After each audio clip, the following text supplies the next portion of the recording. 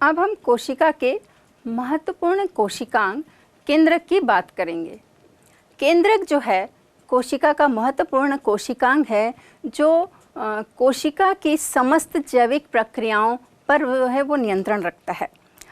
केंद्रक जो है वो कोशिका में गोलाकार, वृत्ताकार, तस्तरी के आकार की या अंडाकार इस तरह के शेप में वो होता है।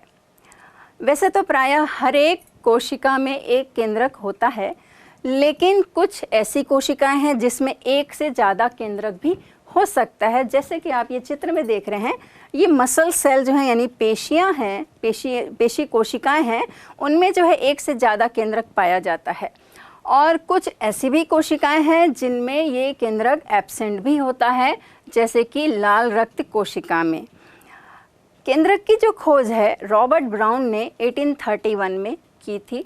केंद्रक जो है एक्चुअली कोशिका के बीच का जो वो महत्वपूर्ण अंग है, कंट्रोल करता है, इसलिए इसको कंट्रोल रूम भी कहते हैं, यानी नियंत्रण कक्ष भी कहते हैं। केंद्रक जो है उसका जो अध्ययन है वो इंटरफेज में ही किया जा सकता है, यानी कि कोशिका विभाजन के दो विभाजन के जो बीच की अवस्था होती है, यानी इंटरफेज विश्रामावस्था होती है, उसी में ही इसका अध्ययन किया जा सकता है। और जब इसका अध्ययन किया गया, इसका वर्णन किया गया, तो इसके मुख्य 4 भाग दिखाई देते हैं। पहला जो है केंद्रक के चारों ओर जो घिरी हुई दोहरी झिल्ली है, ये झिल्ली जो है 75 एंगस्ट्रॉम की झिल्ली है। प्रोटीन लिपिड प्रोटीन का ये लेयर है, और दोहरी झिल्ली जो है उसके जो आउटर मेम्ब्रेन और इनर मेम्ब्रेन का जो बीच का स्पेस है उसको पेरीन्यूक्लियर स्पेस कहते हैं। और इसकी जो साइज़ है, उसकी जो चौड़ाई है वो 100 से 300 एंगस्ट्रॉम की होती है। इसमें एक तरह का द्रव भरा रहता है। और दूसरा जो है मतलब न्यूक्लियर मेम्ब्रेन में बीच बीच में आप देख रहे हैं छिद्र दिखाई दे रहे हैं, जिसको न्यूक्लियर पोर कहते हैं, और ये 400 एंगस्ट्रॉम के होते हैं।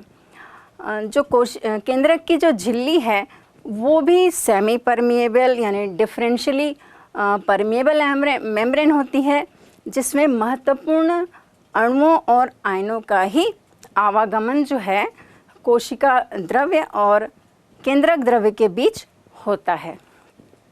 अब इसका दूसरा भाग जो देखेंगे, इसमें केंद्रक झिल्ली से जो घिरा हुआ न्यूक्लियोप्लाज्म है, यानी कि केंद्रक द्रव्य, इसको जो है कैरियोलिम्फ भी कहते हैं। इस कैरियोलिम्फ में जो है वो न्यूक्लिक अम्ल, क्रोमेटिन धागे, प्रोटीन, एंजाइम्स वो पाए जाते हैं। अब तीसरा जो है इसका हिस्सा वो क्रोमेटिन नेट है।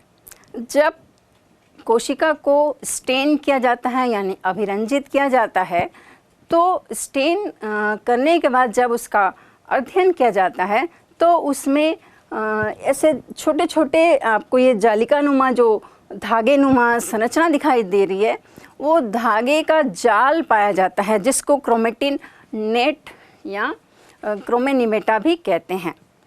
ये जो क्रोमोनिमेटा या क्रोमेटिन जो नेट है वो दरअसल न्यूक्लियो प्रोटीन है। न्यूक्लिक एसिड और एक बेस प्रोटीन का मिलकर बना होता है, और बेस प्रोटीन जो है विशेष रूप से इसमें हिस्टोन प्रोटीन होता है।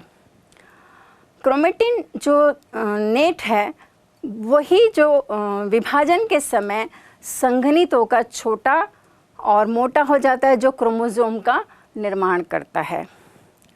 और बीच में इस केंद्रक के जो है आपको गोलाकार एक बड़ी उभरी हुई रचना दिखाई दे रही है, जिसको केंद्रिका कहते हैं। और हर एक केंद्रक में एक केंद्रिका जो है यानी न्यूक्लियोलस जो है वो उपस्थित होती है। इसकी स्थिति प्रायः निश्चित होती है, और इसका संबंध जो है वो न्यूक्लियोलर ऑर्गेनाइजर से संबंधित होता है। अब मैं विशेष करके केंद्रिका के कार्य की बात करूं तो ये एमआरएनए के निर्माण में ये मदद करती है।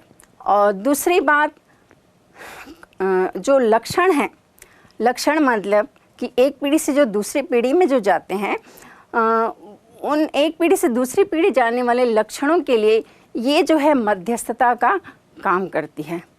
अब हम ओवरऑल केंद्रक के कार्य की बात करेंगे तो केंद्रक जो है, सबसे पहली बात जो है, ये कोशिका का नियंत्रण करता है, जो भी जैविक प्रक्रियाएं हो रही हैं उसका नियंत्रण कर रहा है।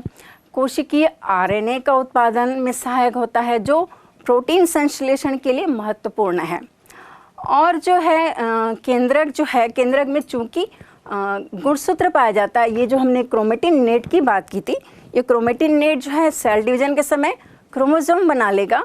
तो ये क्रोमोसोम क्योंकि जीन इसमें पाया जाता है और ये आनुवंशिक इकाई है, तो आप जानते हैं आनुवंशिक इकाई जो है वो एक पीढ़ी से दूसरी पीढ़ी लक्षणों को ले जाती है।